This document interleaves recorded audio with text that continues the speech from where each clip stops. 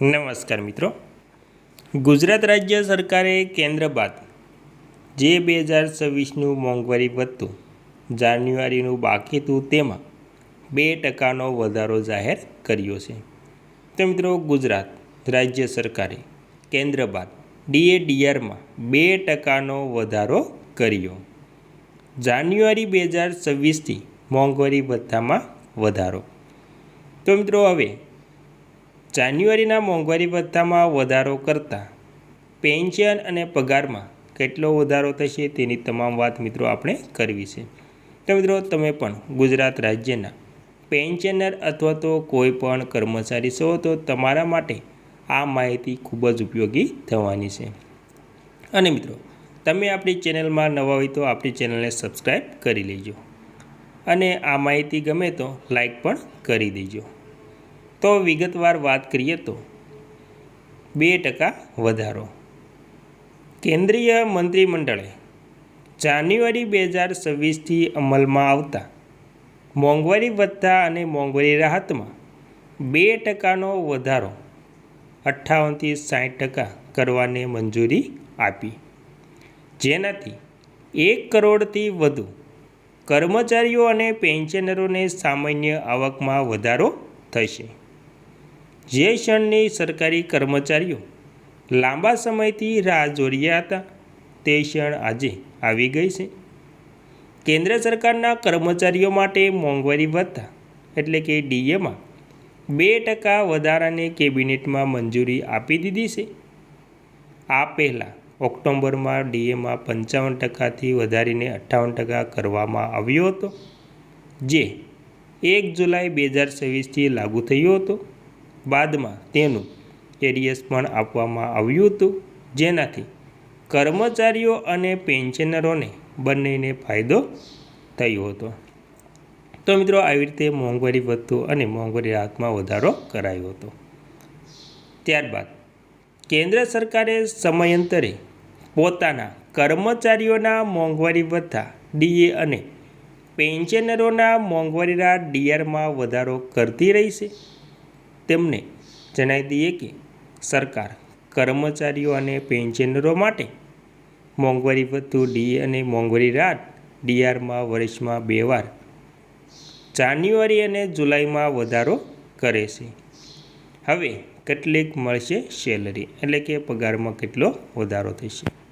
તો મિત્રો, ધારો કે કોઈ પણ કર્મચારીઓનો બેઝિક પગાર 50,000 રૂપિયા છે, ત્યારે 58% ડીએ મુજબ તેને દર મહિને 29,000 રૂપિયા ડીએ મળી રહ્યો છે. જો તેમાં 2%નો વધારો થાય છે તો ડીએ 60% થઈ જશે અને તેને 30,000 રૂપિયા મળવા લાગશે. એટલે કે દર મહિને 1,000 રૂપિયાનો વધારો થશે. સાથે જ જાન્યુઆરીથી એરિયસનો પણ ફાયદો મળશે. તો મિત્રો, આવી રીતે જેનો પગાર જે 29,000 હતો તેમાં 30,000 થશે, એટલે કે 1,000 રૂપિયાનો વધારો થશે. 2%નો વધારો થશે તો. ત્યારબાદ આ નિર્ણય એવા સમયે આવ્યો છે જ્યારે કર્મચારી સંગઠનો દ્વારા પ્રસ્તાવિક 8મા પગાર પંચમાં પગાર માળખામાં મોટા ફેરફારોની જે માંગ કરવામાં આવી છે.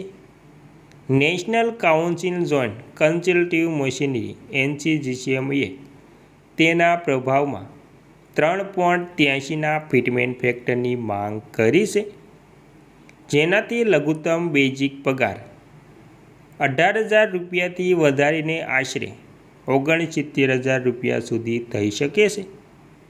સરકારના આ નિર્ણયથી લગભગ 1.19 કરોડ કર્મચારીઓ અને પેન્શનરોને ફાયદો થશે. વર્ષમાં 2 વાર વધે છે ડીએ, એટલે મોંઘવારી ભથ્થું વર્ષમાં 2 વાર વધારવામાં આવે છે. સરકાર સામાન્ય રીતે વર્ષમાં 2 વાર જાન્યુઆરી અને જુલાઈ એમ 2 વાર મોંઘવારી ભથ્થામાં વધારો કરે છે અને તેની જાહેરાત ઘણી વાર હોળી કે દિવાળી જેવા તહેવારોના સમયે કરવામાં આવે છે. ગયા વર્ષે માર્ચના અંતમાં ડીએ વધારાની જાહેરાત કરવામાં આવી હતી, જ્યારે જુલાઈના વધારાની જાહેરાત ઓક્ટોબરમાં કરવામાં આવી હતી. તો મિત્રો આવી રીતે મોંઘવારી ભથ્થામાં વર્ષમાં 2 વાર વધારો કરવામાં આવે છે.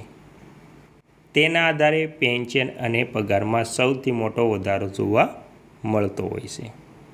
અને મિત્રો ત્યારબાદ આપણે વાત કરી લઈશું કે આ વર્ષે કર્મચારીઓની આશા હતી કે હોળી એટલે કે માર્ચની શરૂઆત સુધીમાં ડીએ વધી જશે, પરંતુ એવું થયું નહીં. આ જ કારણે આ મામલો છેલ્લા 10 વર્ષમાં સૌથી વધુ વિલંબિત માનવામાં આવ્યો હતો. કારણ કે સામાન્ય રીતે સરકાર માર્ચના અંત સુધીમાં ડીએ વધારાની જાહેરાત કરી દેશે. જોકે નિષ્ણાતોના મતે આ વિલંબ મુખ્યત્વે વહીવટી પ્રક્રિયાઓ અને મંજૂરીના અલગ અલગ તબક્કાઓને કારણે થઈ રહ્યો હતો.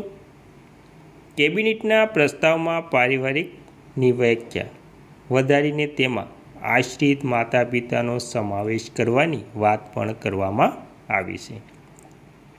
સાથે જ પગારમાં વધુ તફાવત પર મર્યાદા નક્કી કરવા, વધુ ઇન્ક્રીમેન્ટ આપવા અને મોંઘવારી સાથે જોડાયેલા ભથ્થા વધારવાનું સૂચના આપવામાં આવ્યું છે. તો મિત્રો આવી રીતે સૌથી વધુ ડીએમાં લંબાવવામાં આવ્યું છે તે સૌથી પહેલું છે.